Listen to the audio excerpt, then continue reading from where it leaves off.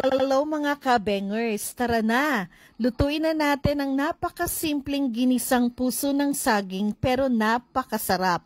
So ang mga kailangan natin ay 2 balot ng frozen puso ng saging, bawang, baboy, patis, sibuyas, asin, green chili, red chili, salt and pepper, and then suka at meron din tayo syempre ng konting asukal.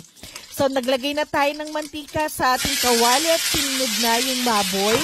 Hayaan lang na ang baboy ay medyo matusta at mailabas na yung kanyang mantika. At kung okay na ito, isunod na yung ating sibuyas. So, halu-haluin lang natin yung sibuyas at hayaan din na ito ay mag-translucent. And then, pag okay na yung ating sibuyas, syempre, alam niyo na yung kasunod. Ito ay ang bawang, diba? So, syempre, ando na naman uli. Ihalo natin at hayaan na medyo mag-golden brown yung ating bawang, diba? At pagkatapos nga niyan, isusunod na natin yung ating paminta, diba? So, paminta and then syempre yung ating green chili. So, medyo may anghang na yung green chili natin, syempre.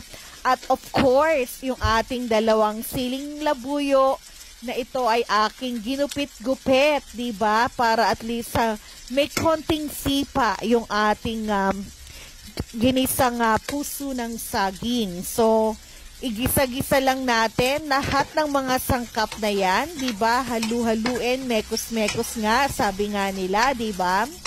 Ayan, at medyo kinikis-kis ko pa nga yung mga natutong na ating baboy, di ba? At syempre, yung pagkalagay ko ng patis ay talaga naman po umamoy ng napakabango na talagang masarap talaga yung ating nilulutong puso ng saging, di ba? So, ayan na nga. At sinunod na natin yung ating puso ng saging na make sure lang na ito ay inyong hinugasan. Pagkatanggal nyo sa plastic, hugasan ito ng mabuti. And then, syempre, halu-haluin na naman uli, di ba? At hayaan natin na medyo maluto siya, di ba? So, hayaan lang natin medyo maluto. And then, pagka okay na yung ating puso ng saging, syempre, ilalagay na natin yung tubig. So, medyo konting sabaw. And then, pagkakulungan ng ating saging, isunod na natin yung suka na wag natin nga haluin. Hayaan lang natin itong kumulo. And then, pagkakulo na nga nito, syempre, dagdagan uli natin ng pampalasa, di ba kasi medyo konti pa yung alat niya, kaya nagdagdag tayo ng patis. At pagkatapos nga niyan, oh my God, talaga naman po, titikman na naman uli natin yan kung talagang tamang-tama na ba yung lasa ng ating ginisang puso ng saging. At syempre, okay na siya, di ba? Talaga naman pong malinamnam na, napakasimple lang lutuin, di ba? At eto na nga, at ilalagay na natin yung green chili na